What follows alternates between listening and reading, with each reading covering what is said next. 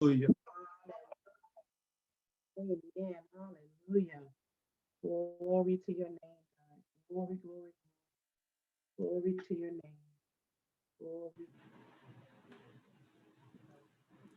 Hallelujah. We welcome you in and we want you to have your way on today. Move by your spirit on today. We give you glory and honor. We surrender to what you want to do through the woman of God on today. I thank you that the people that will come today, they come wanting to hear questions answered, God. And I thank you that you put us in a position to do just that. So we give you all glory, we give you all honor and praise. In Jesus' name, amen. Amen. Hallelujah. Well, good evening, everyone. Give me just 1 minute um, to decrease this. Welcome to the Pure Partners Virtual Ministry. We are the founders. My husband, Elder Maurice, I'm Elder Kim Johnson, and it is just a privilege and an honor to come before you today. We are excited about Jesus, and the word pure stands for prayer, understanding, reinforcement, and encouragement, and that's what we come to do every Sunday evening. We know that many of you have received an awesome word on today. So we want to be that dessert after you filled your physical bodies with food. We're that dessert. Just come together for fellowship and just encouragement in all 5 areas of ministry. So we welcome you on today. Well, we are in for a treat on today. Like I mentioned, with Pure Partners, we deal with all 5 areas that we operate in as a person: spirit, soul, body, social, financial. And we know that in the job market and with the pandemic, many people have been impacted by that. Many people, their businesses closed down and have not reopened. Many people have had to find other ways to support themselves. Many people are concerned about what the future holds for their business. And we have been praying about this. And so we reached out to the strategist and subject matter expert. Amen. And she is a saved, sanctified woman of God on top of that. Amen. There's nothing wrong with seeking other avenues, but it's always a blessing when you find the whole package in one. And she gives God all glory for it. Amen. So I'm talking about the person of Dr. Brenetia Adams Robinson. I am going to read a little bit of her bio just to keep things in order so you'll understand the gift that we have on today. Dr. Bree has a Doctor of Management and organizational leadership, a, a strategist, and a Bachelor's of Science in Business Management with minor in organizational leadership. She is experienced in both national and international markets as an HR professional with proven expertise in all major HR areas: leadership, education, team building strategies, employee engagement, emotional intelligence, organizational development, organizational citizenship, behaviors, and strategic planning. He is the president of Epitome Consulting Services, an HR consulting and training firm in Atlanta, Georgia. Having endured many, Dr. Bree has appeared as a regular guest on Atlanta's FM 104.1 with Wanda Black, Business in Black, on local gospel network televisions, Atlanta 57 Live, as an empowerment expert and life coach, and has been listed among Atlanta's Who's Who through her speaking and training forums. She provides audiences specific, practical, transforming strategies to get immediate results, to manifest change and promote long-term success personally and professionally. She is the author of Unleash Educational Excellence, a parental guidebook to help promote educational excellence and re-engage and ready to soar, a roadmap on the empowerment journey through emotional healing from past traumas to live a life of purpose and destiny, to be released, that will be released within the next month. And she's going to talk a little bit more about that. So I just want to present to some and introduce to others my friend, my life coach, Dr. Brenetia Adams Robinson. Ma'am, are you ready? I am. Hello, everyone. Can you hear me clearly? Because on my end, it sounded like you were breaking up. I want to make sure I'm not breaking up. We can hear you well. Okay, excellent, excellent. But how y'all doing today? Blessed, blessed. I am always so honored to connect with you guys on Pure Partners. It is such a blessing, and I'm humbled to be here. Thank you so much for the invitation. So, do you want me to go ahead and get started? All Yes, ma'am. right. Mhm. So, I'm going to start by saying, okay, I've been in HR for 31 years. And the pandemic took everybody by surprise. And as an HR professional, we saw some dynamics even when we thought we knew a little bit about this thing called virtual work and telework that really kind of took us all by shock, and we had to really look at some things. So let me first say the pandemic has changed the landscape of work, period. Um, at the drop of a hat, organizations that had never even considered virtual work or teleworking had to get to that platform. So many industries suffered greatly. But amazingly, some industries that we had not even thought would be impacted in such a great way were impacted positively. So when it comes to understanding the current job market, I want to look at two things. I want to talk about the landscape, the employment landscape, because before we can talk about, your job search and how you need to maximize that, you need to know where you might need to focus, because the reality is there are some areas that will never ever be the same again because it has changed so much. So I want to talk about the landscape of the employment arena, and then I want to talk about, as a job seeker, how do you need to position yourself going forward, because that too has not changed. One of the things we saw quickly by August of 2020, 1 in 4 Americans were teleworking. That is a huge impact. That means things are those avenues where people were used to going face to face, going into stores and everything. That was shaken, because that's why so many small businesses fail, because they were not prepared for a virtual type environment. So 1 in 4 Americans were teleworking by August 20, and that's kind of been held in steady. Almost immediately, though, one area was impacted that even now is very strong. And that's people who worked blue collar warehouse. Although a lot had to transition to online and virtual, most major retailers already had some kind of presence online. So they just really shifted and grew that magnificently. So, of course, if you have an online presence, you've got to have a warehouse where all this stuff is stocked. You've got to have trucks to get it to the homes and everything. So, warehousing literally magnified almost immediately. And even now, it was almost, I think it was like 296% increase in the job market. Even today, although some things are opening back up, warehouses have increased their hourly salaries amazingly. Pre-pandemic, it was not unusual to see a warehouse paying a new warehouse person with no experience $8 or $9 an hour.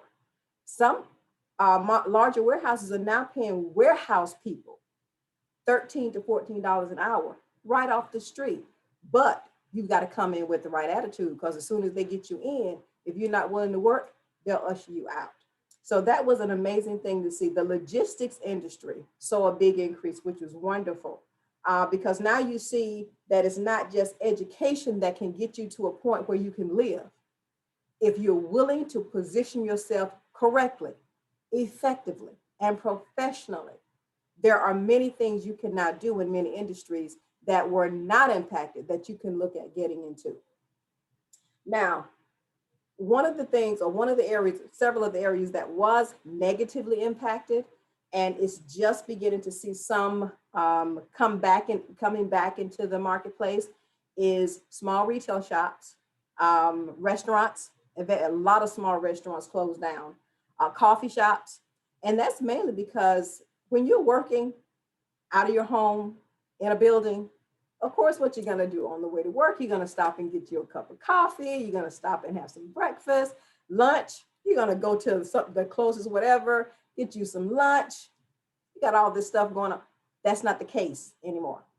And many organizations have found out they're being very productive teleworking. So even major corporations now will have a large part of their component of workers working from home. They don't have the facilities, cost for his rent anymore, light bill, water bill, all those things. That was major savings. So yes, we're now getting back to some level of normalcy. And I don't like to use the word normal because first of all, it's subjective, but we won't ever be where we were before. Pre-pandemic, very few industries are going to be at that place again. So they've had to adjust accordingly. So when it comes to the restaurant industry, when it comes to coffee shops, when it comes to small retail shops, you may not see the busyness, the buzz in those areas that you saw before, because many of those who did survived because they went to online service and online sales. Travel industry was greatly impacted for a minute. Even as early as January, we did not see how the trend could shift. But as early as just a few weeks ago, when the vaccine was made available, almost instantly, people are beginning to travel again. So the travel industry that had been negatively impacted is opening up. And of course, when the travel industry opens up, all those associated travel type connections open up. The hotel industry, restaurants that are in big hotels, restaurants where you can sit down and have dinner, tourist type organizations. So that market is opening up. However, we don't know when it's going to see a normal flow. But if that's your industry, there's hope because it is widening and it is opening up more. One thing I like to tell people to do is when you think about what your niche is, and by niche, I mean, what is your expertise? Not so much your degree. It's not even about, I got to stay just where my degree is right now. Education is absolutely phenomenal, but sometimes you may have to shift your focus to make sure you're well positioned for your career progression. So what is your niche though? What is it that you want to do? One thing that the pandemic made very clear to us is that you've got to start thinking outside the box. If you stay in the box, you're probably going to suffocate. So what is it that you want to do? It gave many people an opportunity to rethink their professional career. Some people lost jobs. They had to look at other opportunities. Some people that were downsized. They had to look at other ways to recap some of that income. Many people started considering entrepreneurship. But I want you to be careful when you say you're going to consider entrepreneurship, because it's not just about what you think you're good at, okay? It's got to be a holistic and strategic step that you take if you put the entrepreneurial route. And I will say this, entrepreneurs have magnified in this pandemic. The latest research I read about a month ago said that there were more millionaires birthed during the pandemic than in the last decade. That's because people started, what can I do? I've got to take care of my family. I got to take care of myself. I got bills to pay. But if my job was negatively impacted, what can I do? Now, the ones that were successful in doing this, they did their research, and you're going to hear me use that word a lot. Do your research. Think about what industry you're interested in, and then do research. Please don't think it's a cookie cutter thing that you're going to do here. You're going to have to research the industry, and then you're going to have to look at your background to see how can you capitalize on your skills, knowledge, abilities, and competencies. Now, what I find in HR is that a lot of times you might not know what that is. People get so used to working and doing one thing over and over again every day. You don't realize just how much experience and how your competencies have grown. So don't fear asking friends, and what do you think I'm good at? What do you see in me that I seem to be natural in? You want to start looking holistically at your skills, your competency, and your abilities. If you don't start doing that, you're going to put yourself in a box and you're going to be stuck there when there are so many opportunities. I have just been amazed as an HR professional not only in the organization I work in, but as a life and career coach, how people are just coming out of the box and thinking, oh, now what about this and what about that? It's like, wow, people are truly beginning to realize life is not a straight line. There are going to be dips, dales, ponds, mountains. There's going to be things that's going to stop you if you let it. But if you have the capacity to think outside the box, if you have the risk-taking mindset to look at something other than what you've been doing, then the opportunities can be awesome.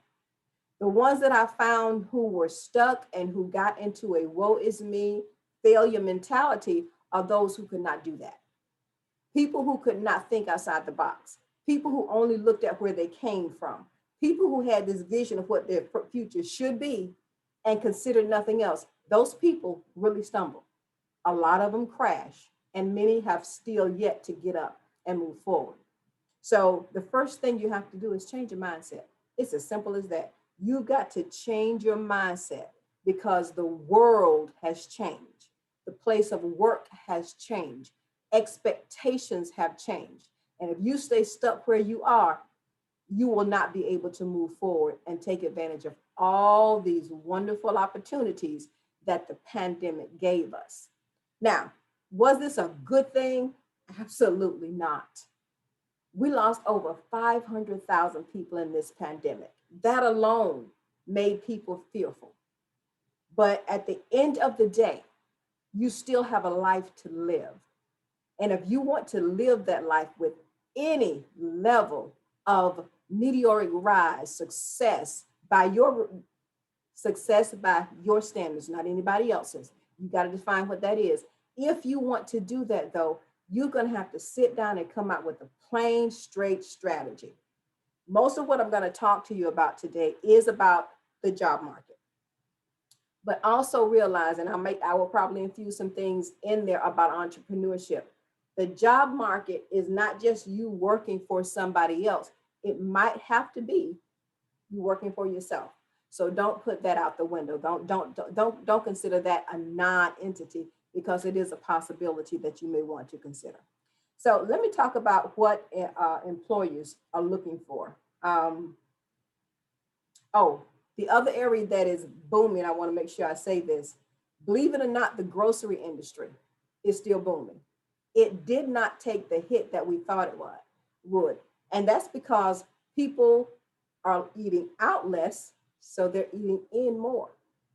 So although even when we were secure and couldn't go out of our house, they were ordering in. They were doing curbside service. So grocery stores and grocery chains actually magnified. They magnified their hiring. They magnified their production. So if you have some experience there, look again, because they really are thriving. The computer industry is over the moon. Everything from consultants, engineers, systems administrators, online software or software developers, anything related to computers right now is booming. And one area that was not considered one of the better because it's so very technical is computer and internet security. People are getting certifications and making $70,000 to $80,000 a year. So you can invest just a little time getting a certification, not even a 4-year degree, a certification, and come out of the gate making $70,000 to $80,000 a year. So if computer's your thing, this might be a time for you to really move that forward. And of course, the healthcare industry, every level is booming.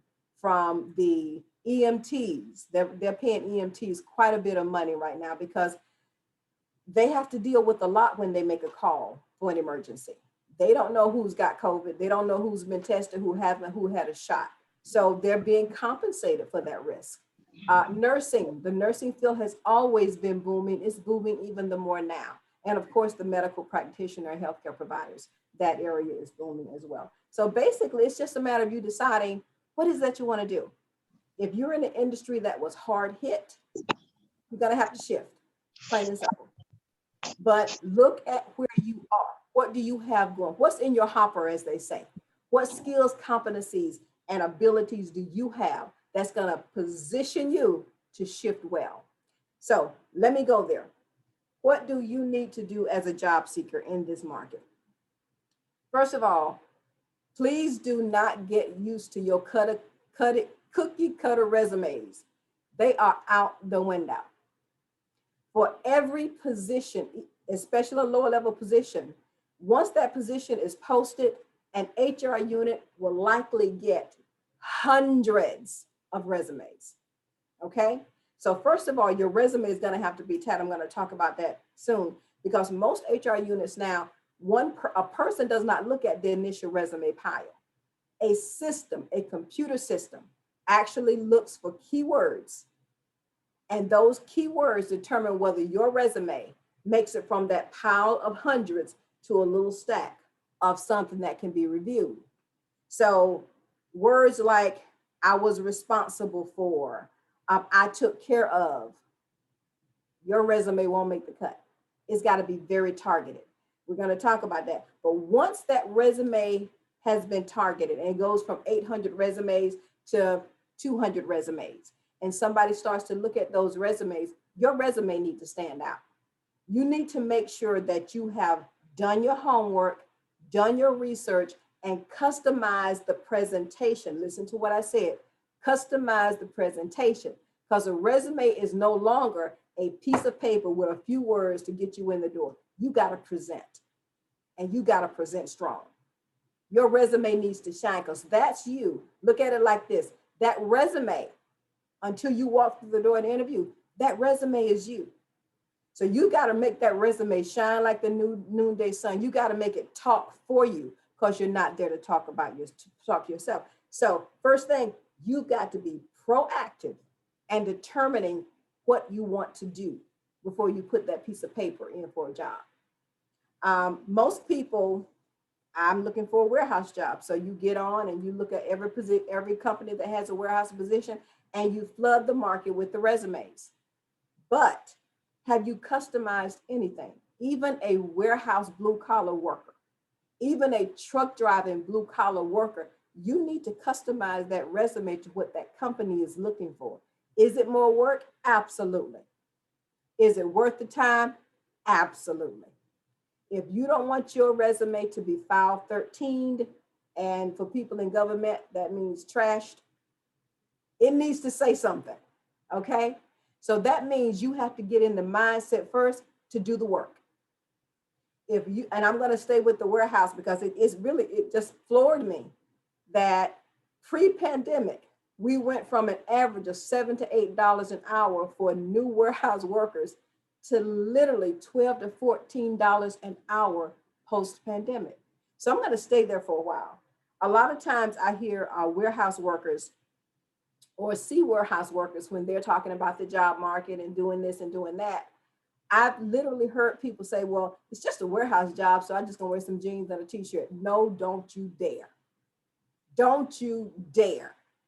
Okay? And if you're on here and I hear you did it, I'm going to try to find you and hit you myself.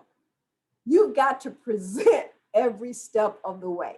So the first thing you want to do is decide, where do you want to work? I know that sounds almost contradictory to somebody who is just desperate for a job, but the more desperate for a job you are, the more you need to do this research. Identify where you want to work. What kind of organization do you want to work with?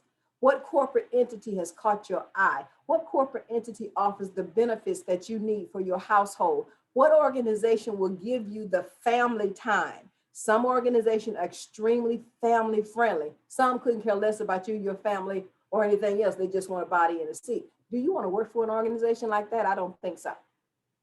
So identify the kind of organization you want to work for. Then do some research about that organization. What are they looking for in truck drivers? Some people, some organization, they're looking for specific credentials. Some looking for particular personality traits. Even with their warehouse workers, some organizations are looking for traits that they look for. For corporations, for their leaders, for professional positions, you've got to fit that culture. So you want to do enough work to see if you fit the culture. Once you identify the organization, take what's in the industry is called micro actions.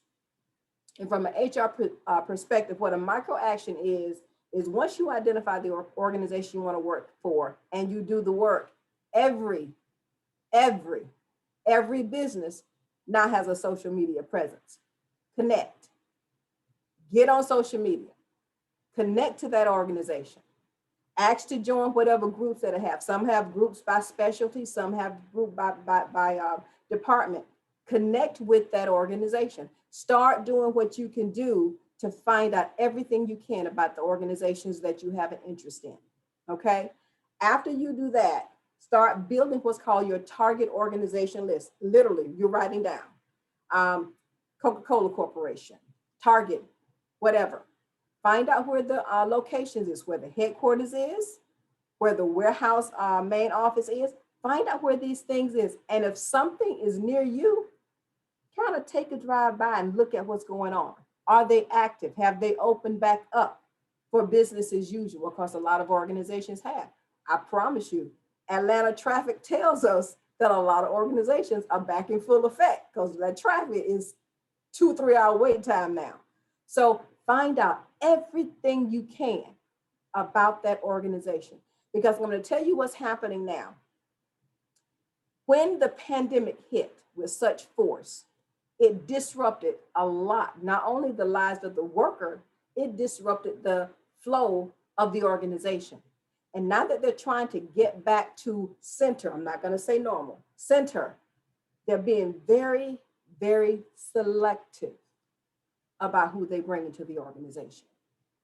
If they assess that your only objective is to get a job, that you're not really connected to them, you're not really concerned, you just want a paycheck, next, they will give you no time. That interview will be over before it begins. So you want to become vested in your job search, because when you do the research, then you become vested in that organization. You know what the organization is about. You know where they're going. You know what they're looking for. You know what they want in a worker and what they're looking for as far as their future. They want to know that you know all that stuff, and you need to know all that stuff. So you need to get really serious about defining that. Another thing you need to do as a worker is expand your mindset. Pre-pandemic, it was very easy. You wanted a job where you could commute. You wanted a job where, go to work, come home, get your paycheck. Because so many organizations are now in telework mode, that actually is to your benefit, because now your background or your backyard is worldwide. There are international organizations you can apply for in telework. Customer service right now is almost totally online, totally telephonic. So for customer service, you don't have to be in a customer call center anymore, because most customer call centers shut down. Most times when you call a customer service 1-800 number, you're talking to somebody sitting in their living room or sitting in their office, in their home. That means your market is now. If customer service is your niche, you don't have to just look at the organizations in your city. You can look anywhere and you identify, are your customer service representatives in a call center or are they teleworkers? That's an advantage to you. And it's not just customer call centers. Salespeople are almost 90% teleworking. A lot of HR positions are telework positions. There are so many positions that will no longer be a 9-to-5 in an office. Your 9-to-5 is going to be in your home and you can telework. You don't know that until you do the research. So don't let your mind be encapsulated by the city you're in. Your job search can be greater than just your city, depending on what you're looking for. You won't know that unless you do the research.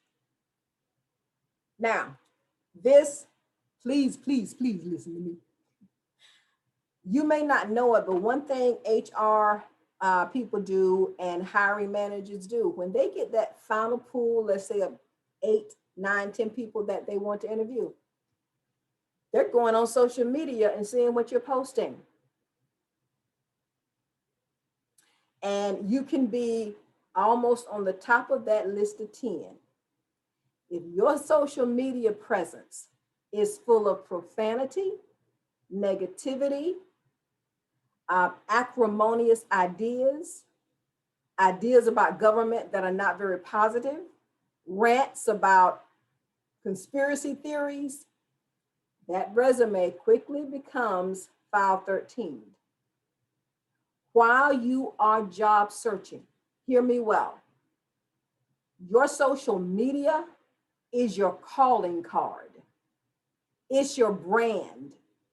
Your brand needs to speak loudly of professional, got it going on, targeted, know what I want, can make things happen.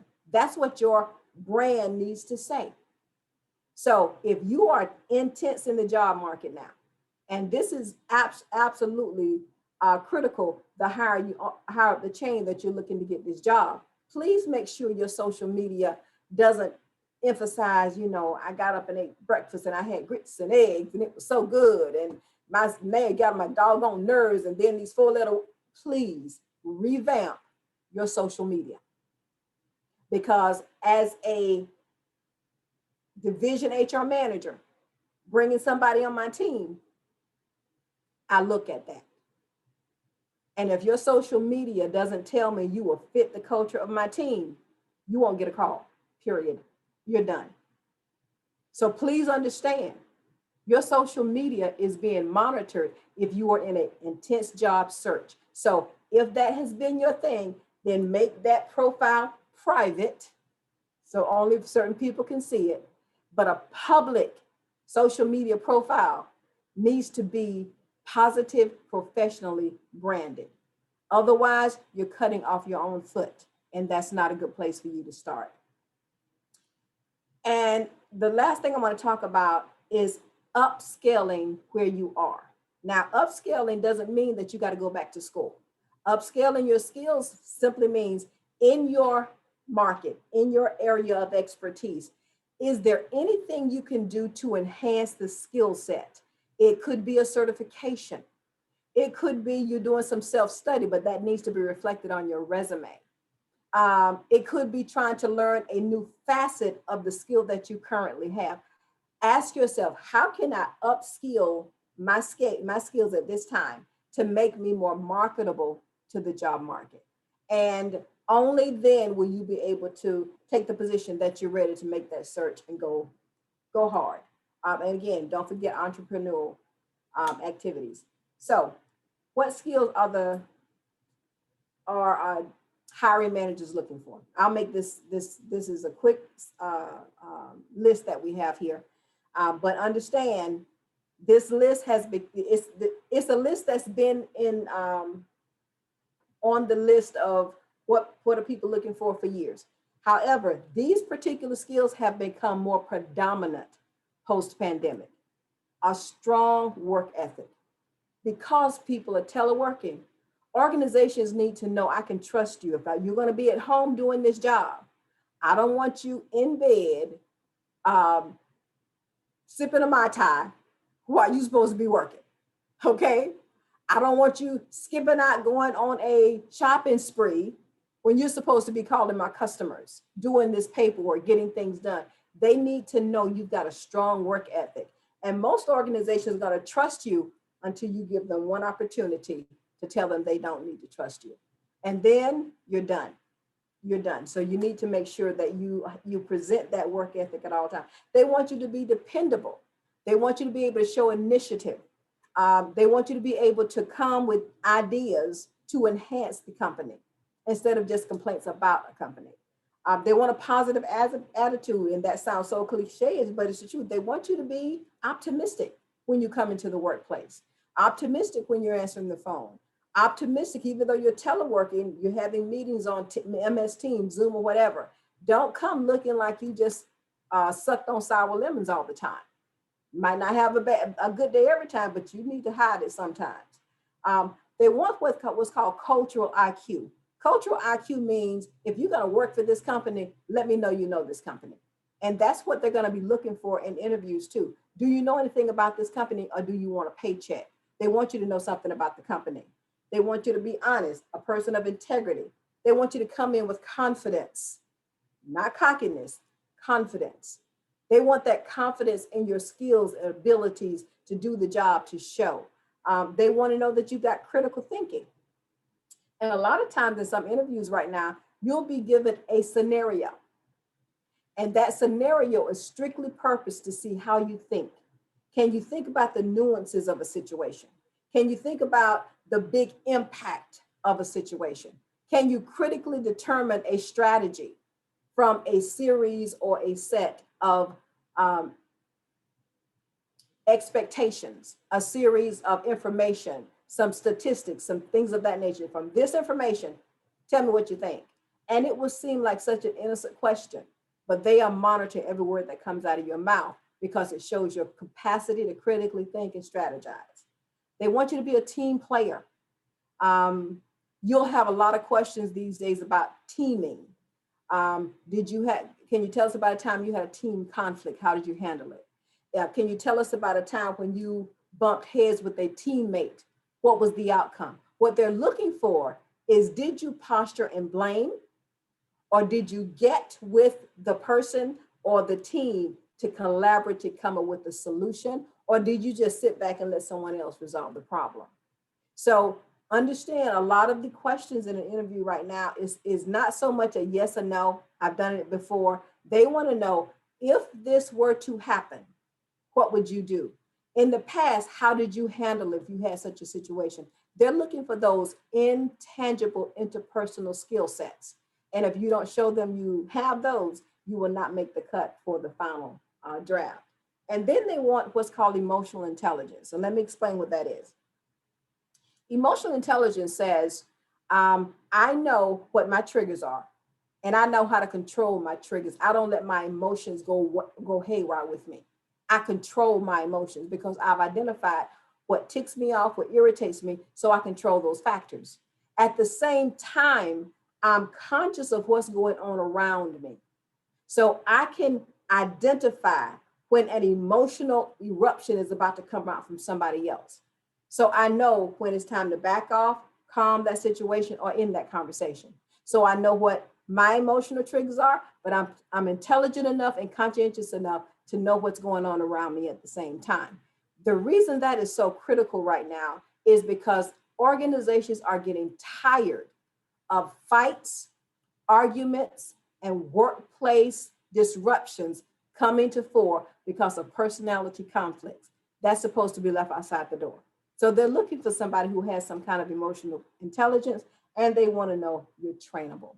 Okay, you're not stuck in a rut. So let's talk about how you can invent yourself or develop the skill sets to make sure you are ready for longevity in this new market that we're in. The market is seeing a significant shift. At one time, education was it. They wanted to know what kind of degree you had, what kind of training you've had, formal training. That's not the necessary track right now. Yes, education is absolutely wonderful. And if you have education in a certain field, that already gives you an advantage. However, with everything that's happened, they're looking at people who have hands-on, tangible experience. So it's not just education, it's hand in hand with experience. And do you honestly understand your soft skills or interpersonal skills? One thing I see, and I see this a lot because we get a lot of resumes from young people right out of high school, right out of college, never really worked any place other than McDonald's or something like that. And that's what they'll put on the resume. Worked at McDonald's, operated cash register, took money, blah, blah, blah. And I'm looking at that, I'm going, they don't understand what they actually did do. Because when you work for restaurants, especially fast food restaurants, and you are good at what you do, and you pay attention to learn, you're getting some absolutely critical soft skills. Customer service professional, customer retention strategies, conflict resolution strategies, customer engagement strategies. This is just coming from you working at McDonald's, especially if you work there more a year. You're going to have to deal with angry customers, irritated customers, attitudinal customers. You're going to have to work to the point that they want to come back. And if a customer comes back time and time again, and then they start asking for you, that means you have presented the company in such a way that you have helped the company retain that customer. That's customer retention. So I want to challenge you to do this. Don't look at just the job title you had. Okay? If you have to get with somebody, get with a friend to kind of craft, tell me what you think about that. This is what I did. What does that sound like to you? Or if you can make it happen, find a career coach to help you pull out all these outstanding, strong skills that you have. Because right now, employers are looking for strong interpersonal skills. Do you know how to be a part of a team? Do you know how to make a customer happy? Do you know how to resolve conflict? Do you know how to intercede and keep down a contentious situation? These are valuable, transitional, or interpersonal skills that they're looking for these days. So if you can't assess your skills yourself, get somebody to help you. If you can, just put what you can together and hire a life or a career coach and help them pull that out of you before you start pulling that resume together. Make sure you're keeping an eye on what's going on in your field of expertise.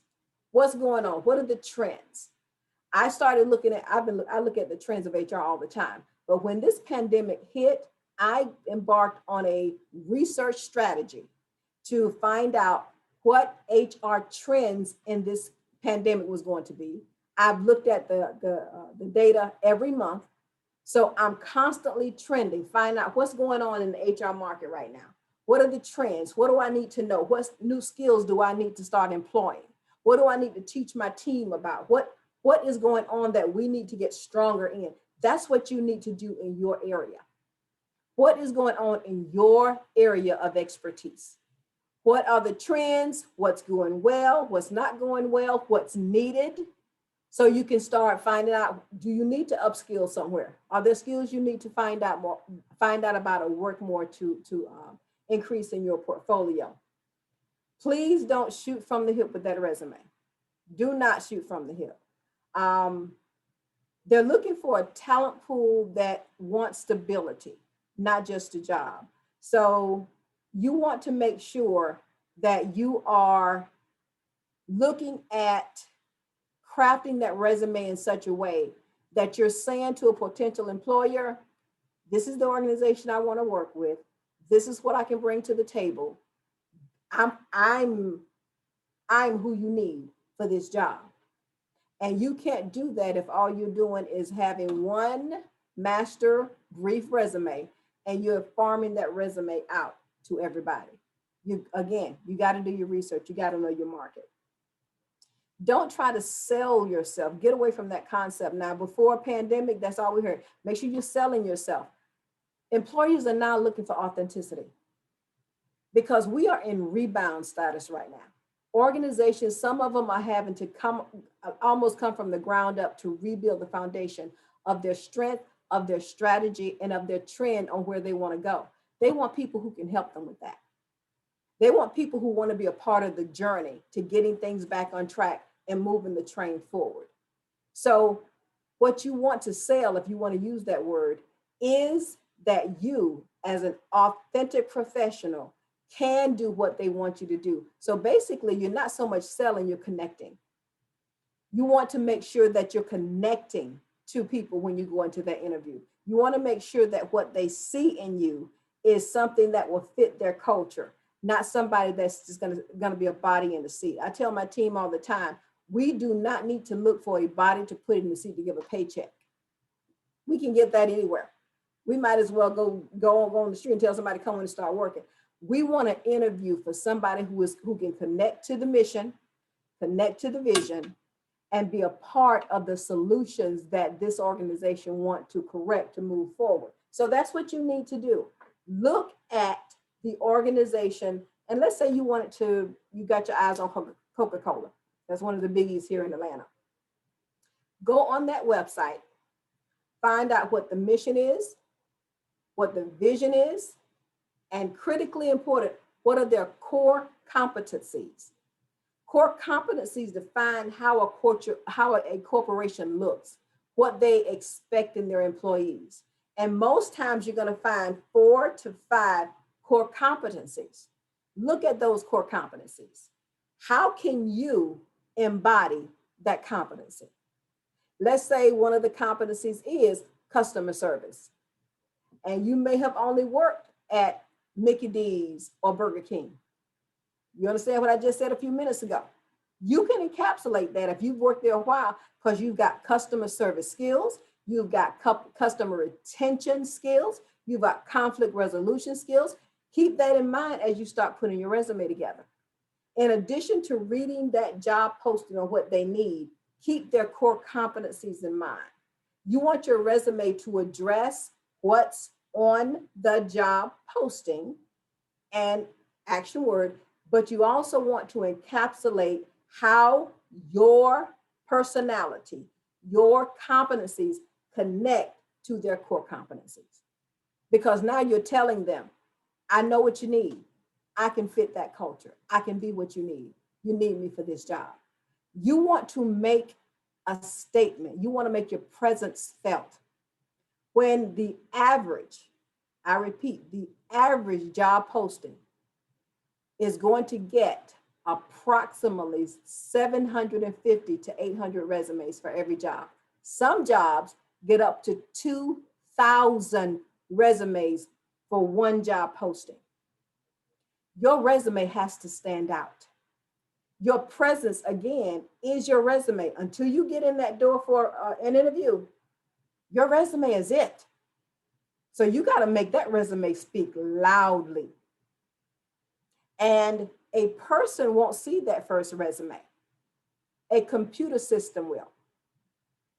A computer system couldn't care less how you look. It couldn't care less whether your resume is pretty or whether it's bland. It's looking for verbiage. And the only way you know how to verbalize what your skill sets on that resume for that job is that you customize the resume to what's in the job posting and, again, the core competencies of the organization. That's what the system is looking for. It's looking for keywords. So you want to make sure you're maximizing that resume to that job posting, because what the system is saying is, okay, this job has 8 primary responsibilities. These are the key adverbs that they've told me. This is the system saying, they've told me they need this. So these are the 20 attributes I got to look for on this resume. And if your resume has none of that, your resume's out. Your resume's out. It's gone. So you're going to have to customize each resume to the job posting to make sure you even make the first cut. Now, that second cut is probably going to be a human looking at a resume. If it's bland, if it's just cookie cutter, even if you've done the job posting, you got that verbiage there, but it looks plain, you won't get as much feedback is if you got to jazz it up a little. Let me rephrase that. I was about to say jazz it up a little, but some of y'all might go overboard. Okay, you jazz it to a point, okay? Word has some beautiful layouts for resumes. If you know how to use words, you go into new document. The new document has a queue of formats. The formats, you'll see resumes. You click on resumes and it shows you so many good layouts for resumes, colorful layouts that are not over the top, that are still professional. You can use that layout to do your resume. It's okay. At one time they were saying don't use cream colored paper, just use white paper, black ink, keep Times New Roman font 12. That's kind of out the window now because you got to stand out. But you don't want it so elaborate that they think you're a little bit not so centered, okay? You don't want it to look like you've gone over the top so that you don't know how to conform to the norm. Because then they say you might not fit your culture. You might be a little bit too much. So there's a balance that you're going to have to get in. You want your resume to reflect your online presence. Again, you do this professional resume. It looks real good. You've gone into Word, you've got beautiful layout, or you can go on online. They have some beautiful layouts online. You sound so good because you made your resume match the job posting. You've made some of your bullet points match the core competencies. You're looking good. Then we go online and you sound horrendous. You've done all that work for nothing. So make sure while you're job searching, you can do whatever you want to a point after you get the job. But while you are job searching, make sure any public profile is professional and stays there. Now, let me say this. For some of the major corporations, even after you get the job, you usually sign a clause that, and most people never read it, but part of your standards of conduct that HR makes you sign, there's a little clause that says you will do nothing to bring discredit to your agency. If you go online, even after the job, and you say one bad thing about the organization, or you're argumentative and cursing at somebody else, and they report that to HR, it's grounds for termination. Please understand that. So if you're smart, if you want to tell people what you had for breakfast, if you want to curse somebody out, please make your profile private. Don't make it public, because you're going to be putting yourself in a very negative and difficult situation when it comes to your professional career.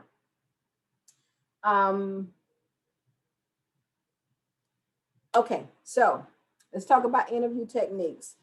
Let me first say, for higher level positions, I don't know where you are on the chain, but for a high level position, interviews might not take place in an interview room in a building. Interview can be a breakfast. Interview can be a lunch. Interview can be a dinner. Interview can be a formal gathering. So the higher you up, the likelihood you may be called in either one of those avenues to interview. Please understand, interview strategy doesn't change. You still need to be professionally dressed.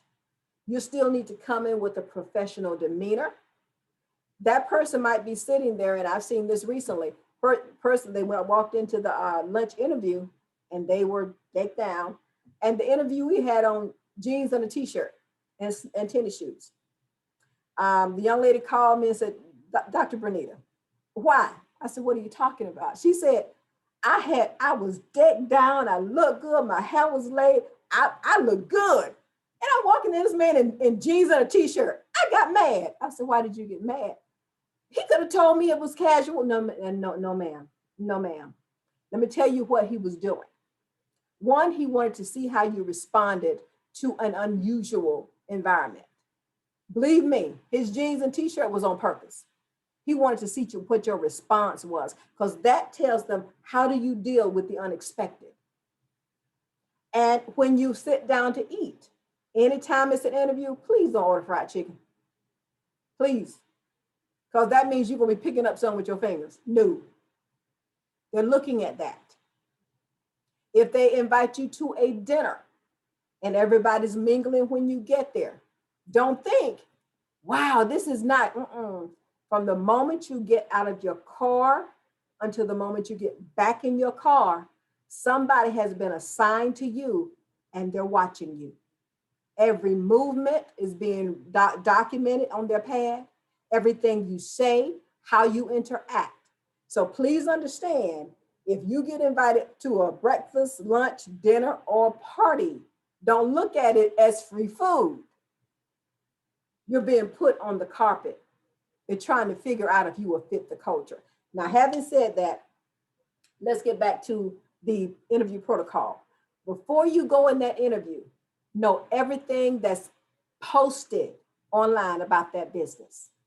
You want to know when they were founded, who were the founders, what is last year's revenue, what are their current strategic objectives, especially what are their objectives related to the area that you're applying for a job. You want to be well versed on that organization when you walk into the room. When you walk into the room, research tells us that every person sitting in there, you may have an individual interview or you may have a panel interview. Expect panel, because many times you won't get to a one-on-one interview until you get to the point where you'll be working with the person that you're going to be working with. Your initial interview may very well likely be 3 to 5 people when you walk in that room. Don't be surprised. Keep your poise. Research tells us that each one of these people are looking at you and they're making an assessment in the first 7 seconds after you walk in that room. So if your presentation is nervous, lacking confidence, or on the flip side, you're cocky, you already got an X on your resume. So you walk in with confidence, your back needs to be straight, smile needs to be intact, and you walk with purpose to that first person that holds out their hand to you. And ladies, please don't think one of those little lip handshakes that we do that looks so cute so you can show off your pretty nails and stuff. No, ma'am. You hold their hand like you would any professional at any time, and you hold it tight and you shake. A lip handshake is interpreted to mean a weak character. So please walk with confidence, back straight, smile intact, strong handshake. When you sit down, don't slouch, don't lean back. Lean back says, I'm not real interested. Some people think lean back means I'm comfortable. No, lean back means you're not interested. You want to lean up. You want to keep a semi-smile on your face. You want to sit straight. You want to keep eye contact at all times. That's what they're looking for. They're looking for someone who can handle the unexpected. They're looking for someone who can deal with the chaos of any work environment. And it's even more chaotic now because of post-pandemic issues. They're looking for someone who, no matter what we throw at them, they're going to stand and they're going to represent well. And if you can't tell them that, you won't make the cut. You always, always, always, again, want to stand out. Now, you will have submitted your resume in advance. You will have submitted your application online. But when you walk in, you should have a folder in your hand. That folder should have a fresh resume, a summary of references, and if you can get at least 2 letters of recommendation, put them in that folder. So you shake hands with one hand and you put that folder in the hand with the other hand. And you always ask before you get there, how many people will I be interviewing with on blah, blah, blah date? They will tell you just 1, or they'll tell you 3 or 4. However many people that you're expected to interview with, you need to have that many folders. Now, this is what that tells them. 1, now she's on top of her game. 2, she's making sure we know exactly who to call when we do our reference check. And 3, these references are outstanding. You need to make sure they're outstanding when you put them in there. So that you're telling them, I got my stuff together. I got it going on. You need to hire me. You need to make an impression every step of the way. You need to try to stand out every moment. You need to make sure every engagement is a connection that matters, so that when you leave or when you no longer there, your impression is still there and is left behind. If you are a leader and you're looking for a leadership position, if you really want to make an impact, go in with a 30, 60, 90-day plan. And what you want to have on that 30, 60, 90-day plan is within the first 30 days, this is how I'm going to learn the organization. This is how I'm going to learn who's on my team. This is how I'm going to learn about my job. In 60 days, I want to be able to work with my team to develop some concept on areas that you think needs to be improved. 90 days, I want to start working on whatever you as my leader decide are my objectives for the next year. So put together a brief 30, 60, 90 you will leave a huge impression. Some of the most interesting candidates that I've had that I've sat on panels to interview with are ones who came in with a folder or a book, had things laid out. Some of those books I still have to this day, because that impresses a panelist that you came in knowing the organization, having a 30, 60, 90-day plan. Some of them even laid it out as a PowerPoint presentation in a notebook. You want to do something to stand out and to make sure when you leave, your presence remains. That's how you make sure you are among those who are going to get a positive feedback from that job. And ladies and gentlemen, always send a thank you note. You want to do an immediate online thank you note a day after the interview, the work day after the interview. So if it's Friday, you can do it on a Monday. And get little note cards and write a thank you. Put it in the mail. That's going to also make you stand out, because people don't do that anymore. But the mail is still a wonderful way to say, I'm what you need, here I am, I'm ready to roll. You do these things, focus, you will stand out when it comes to your job search. No longer is a job search just putting in applications, waiting for somebody to call. You have to be proactive. You have to go at. You have to be a go-getter. Otherwise, you're going to be the last one called. If you want to be one of the first one called for the job that you're pursuing, put a strategic plan in action. And then, my brothers and sisters, work your plan.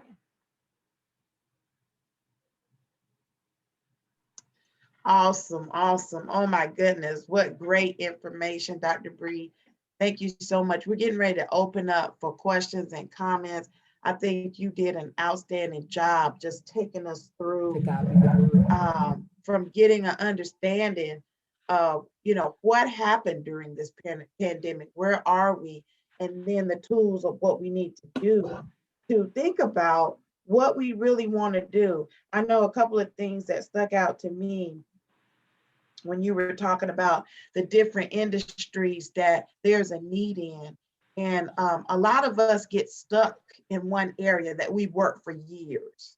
And it's just easy to do what you've always done. But when we understand that there's so much more open for us, that it is something that we need to consider. What else can you do? What else is open? And I think one great thing you said about the education piece is that, even to get a certification for something else, it might not even take you 3-4 years to switch Absolutely.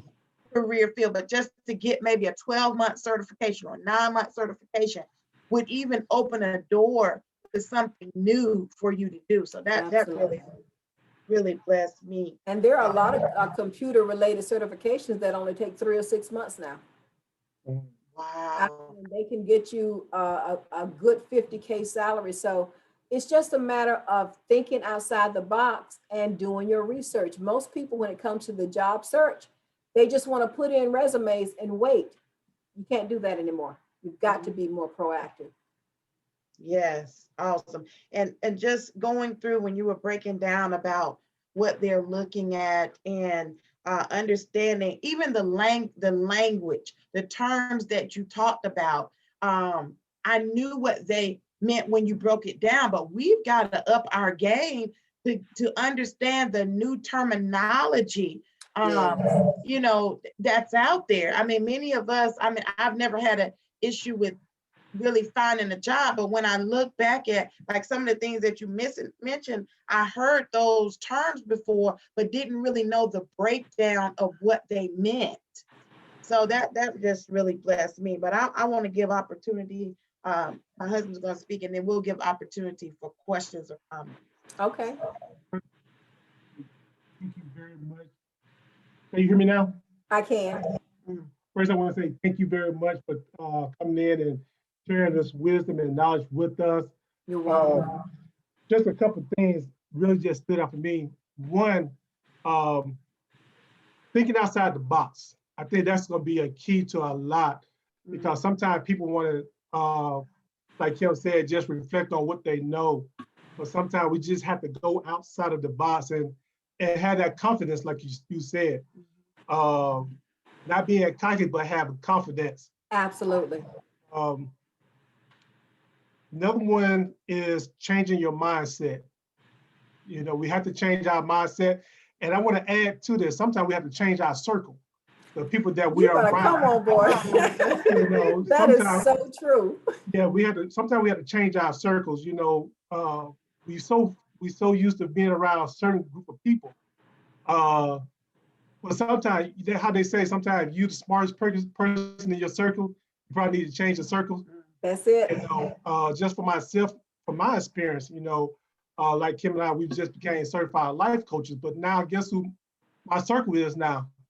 I'm speaking to life coaches, you know, Amen. so we have to sometimes, when we change our mindset, we have to change our circle. Um, Also, I want to hit on when you're talking about the interview process, when you said about the being in a reclined position. Would that tell me, what you said, that when somebody's in an interview and they're in a reclined position, I feel like they want to go back to the recliner and sit back in the. So Absolutely. if you're in a reclined position, that tells me you want to go back to your recliner because you're not really interested in being in a job for. But if you're in an inclined posture, you leaning forward, that means you leaning into the position. I like that. You know, That's so good. those are very key points that you talked about. So once again, I want to thank you for coming on and just sharing with us. But now we're getting ready to open up for questions and comments. If you have a question or comment, you may take yourself off of mute at this time if you have a question or comment.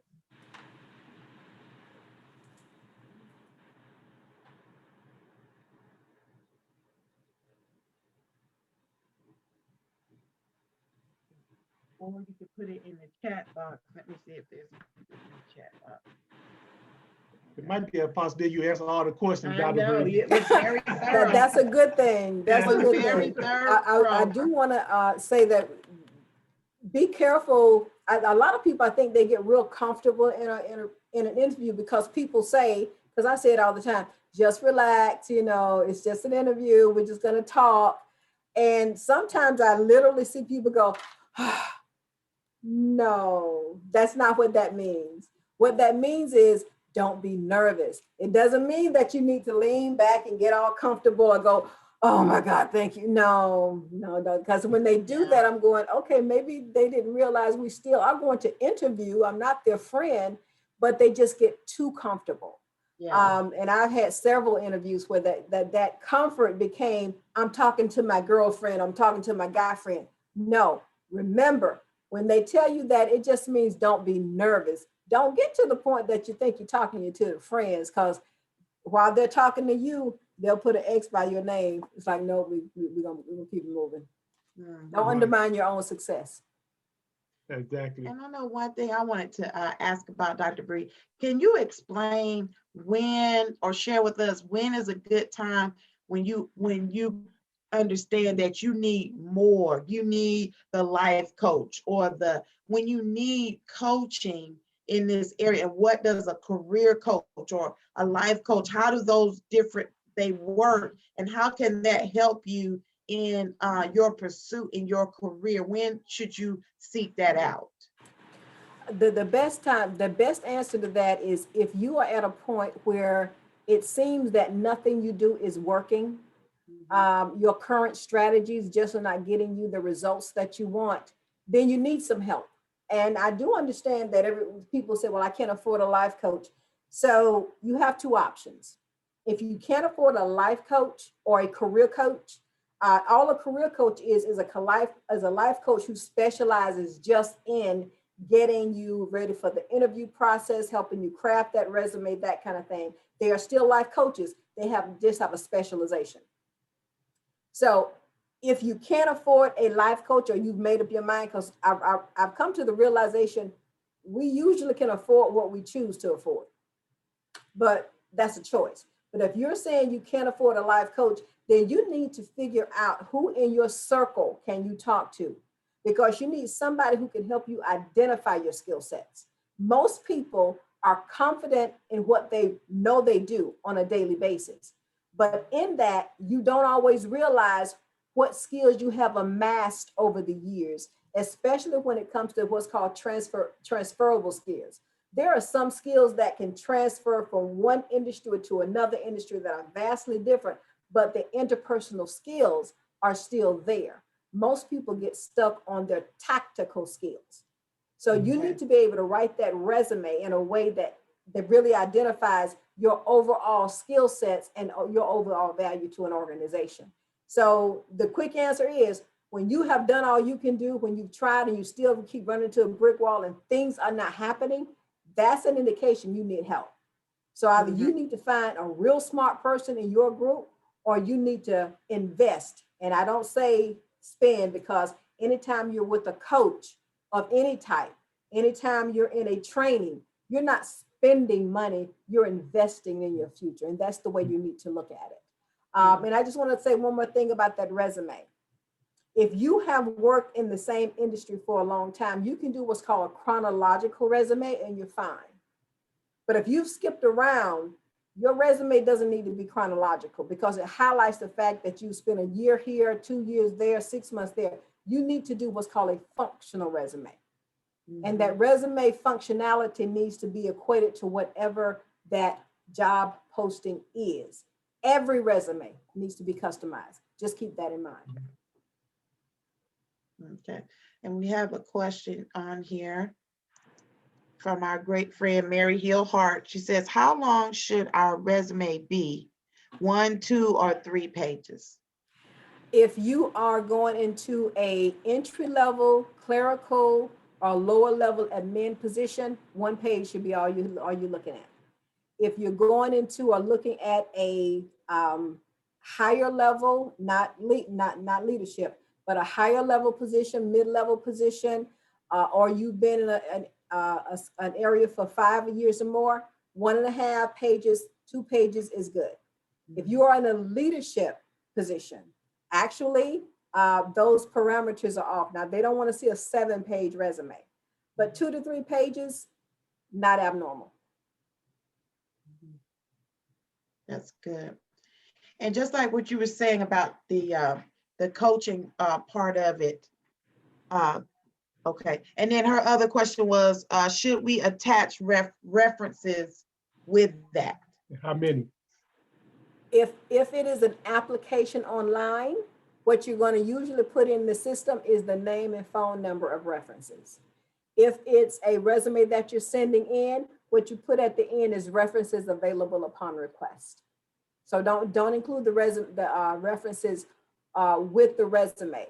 Remember that when you are submitting a resume, even if it's a system and you're applying and it says attach the resume, a person's still not going to be the first person to review that resume. A system is going to be looking for keywords. So at that 2-page or 1.5 page or 2-page resume, you want to make sure you're maximizing all the space to be able to put in your action verbs for each position. So all you need to do is not looking for anything about your references at this point. So just make sure the last line of your resume, be it a 1-page or 2-page or 3-page, just says professional references available upon request. And ladies and gentlemen, please don't give people your bestie, your BFS as a reference. It needs to be professional references, please. That's good. Interview people get real ticked off when they start calling references and they ask how long this person worked with you and what capacity. And then you say, well, I haven't worked with them, but I've known them for several years. They're a very good friend. Immediately, I feel you wasted my time. And now you got a problem with me wondering how much I can depend on what's on that piece of paper that you sent in. That's good. Okay, and she said, should we include our technical skills like Microsoft Word, Excel, etc.? That should be one of the areas, and that's why I said if you don't know how to do a resume, try to get a resume prepared. But there should be several sections of your resume. You should have an educational section that has all your formal completed education. If you have an associate's that you didn't complete, please don't put it on there. And then the next section should be your computer and technical skills. And yes, that all of that stuff should be on there. The systems that you worked on, especially in the niche that you're in. And if you are in a healthcare position, your certifications, yeah, all of that should be in sections. Education and certifications, computer technical skills. If you're going into warehousing, machinery skills, all of those sections should be on your resume. Right. Any other questions or comments? And I know Dr. Bree, with Epitome Consulting, you all provide, can you talk a little bit about what you provide there as far as the consulting and the coaching?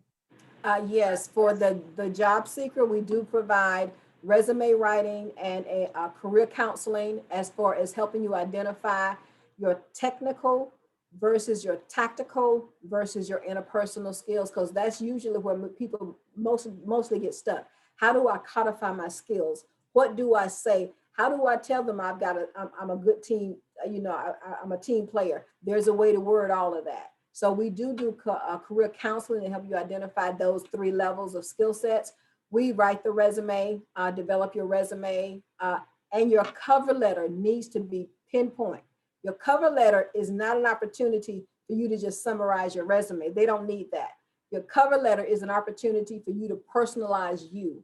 Tell them your interests, what you're good at, what do you bring to the table? And you can summarize your resume on the cover letter, but that should be a small portion, because what you want that cover letter to do is just introduce you, and the resume tells you of your skills and your competencies. So those are the kind of things that we help job seekers with in Epitome Consulting.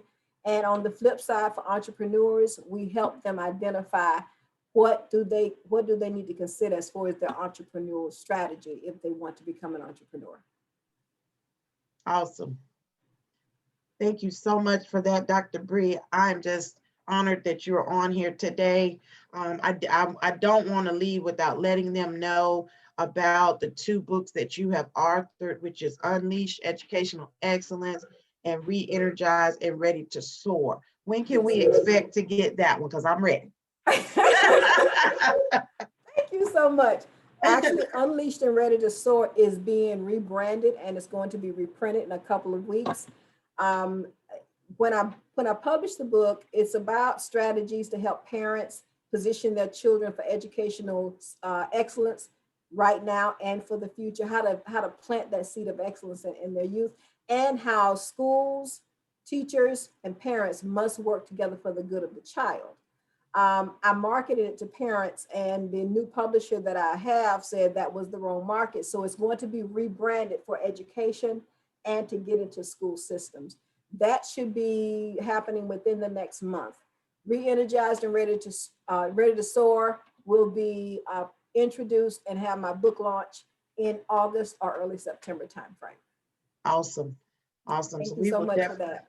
You're welcome. We would definitely be on the lookout for that. Is there anything else before let me see here.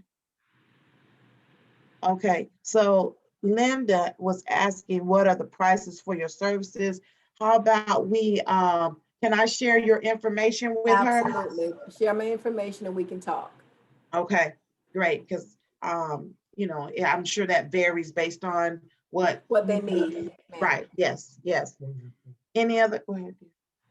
But read one last thing. I know this is probably outside of my arena, but can you just share, because I know it really have impact my wife and increased my wife.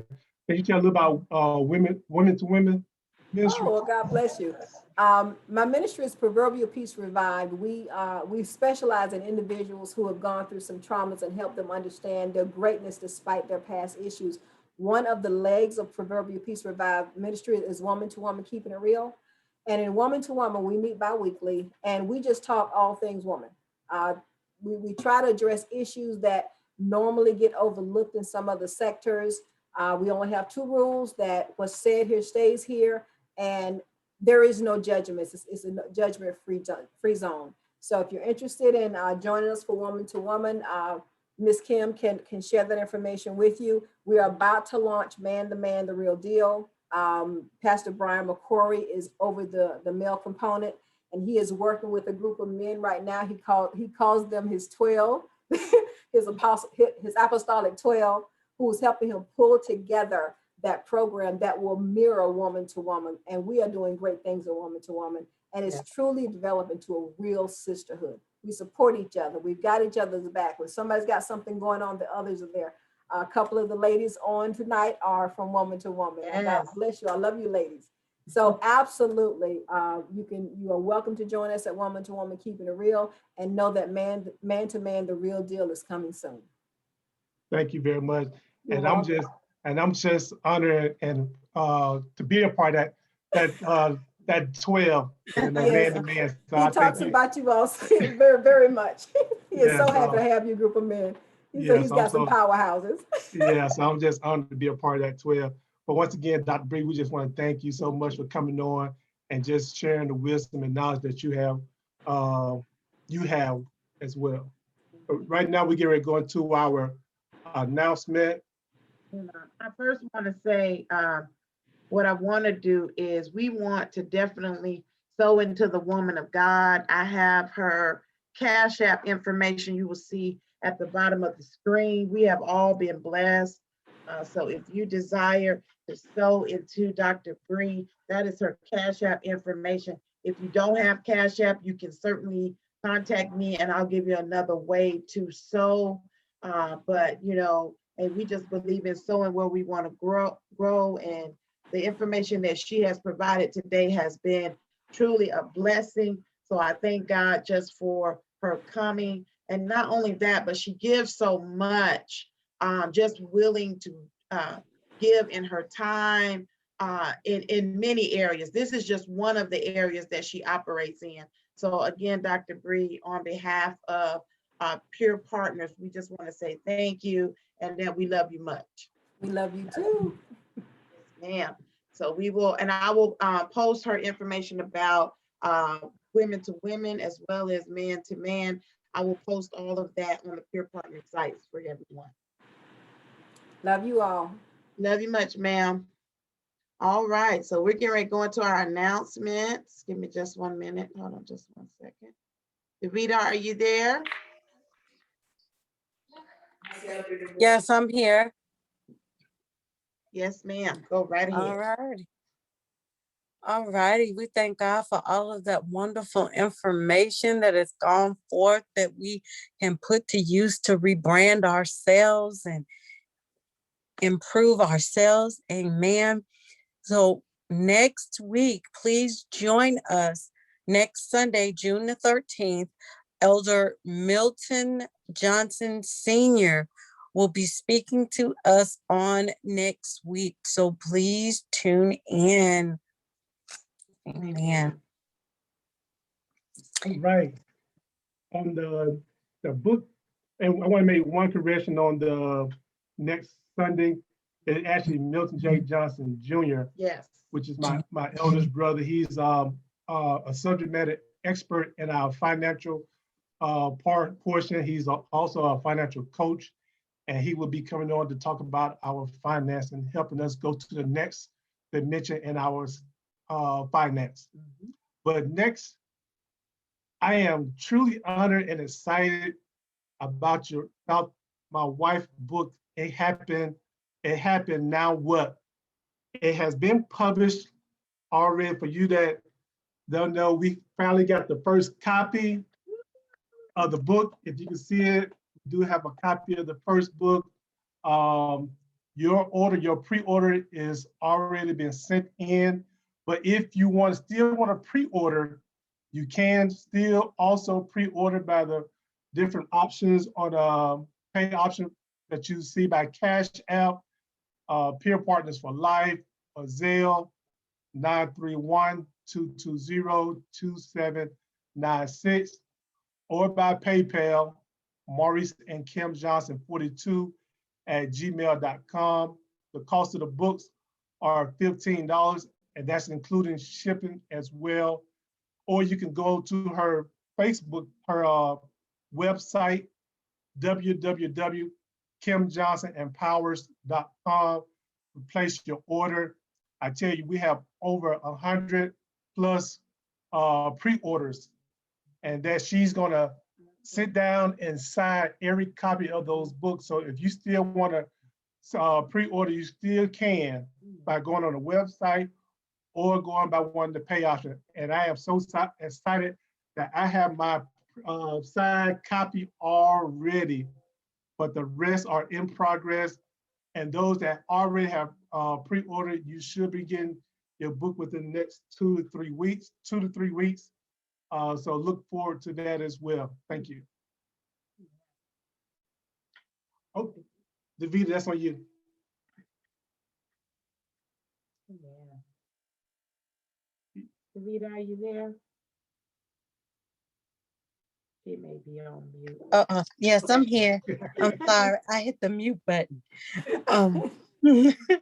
But to launch her book, we are having a Denim and Diamonds book launch, and it is going to be a virtual celebration on Sunday, June the 27th at 3 p.m. Central Standard Time and 4 p.m. Eastern Standard Time. It is also going to be streamed via Facebook. And so please, please join us via Facebook to be a part of this awesome event to celebrate the launch of her book, It Happened, Now What? Moving beyond your pain and taking back your power. All right. I am so excited again for the men. Get ready, get ready, get ready. We do have the men's virtual in-gathering coming up. Men check.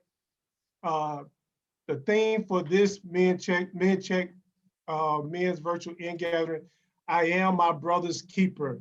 I tell you, we have 3 awesome men that's going to come forth and share with us. We have Bishop Curtis Whaley out of Atlanta, Georgia, Man on Fire, Dr. Charles A. Johnson out of Phoenix, Arizona. This topic is A Few Good Men. My good friend, Bishop Stephen B. Thomas out of New Orleans, the man in the mirror.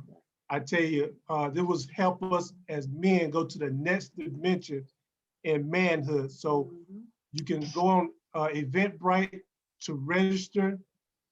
The event is July the 10th, starting at 9 a.m. Central, 10 a.m. Eastern Standard Time, and 7 a.m. Mountain Standard Time.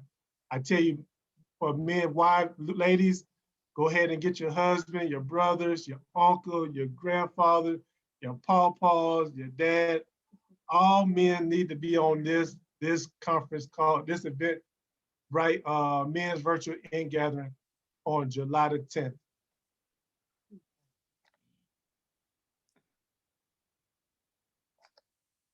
Amen. But women, you are not left out. So women, prepare yourselves. Get ready for August the 7th. Saturday, August the 7th will be the next Women's In-Gathering. And if you've been a part of the conference and the first in-gathering, we have had an awesome time. So we want you to join us on Saturday, August the 7th at 3 p.m. Central Standard Time and 4 p.m. Eastern Standard Time. And our theme is Women Walking in Dominion, Power, and Authority.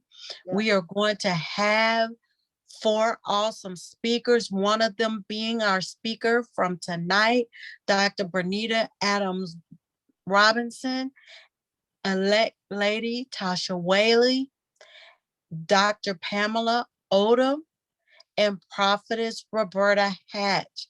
Now, this event is free of charge. It costs you nothing to register. So please go to eventbrite.com and register.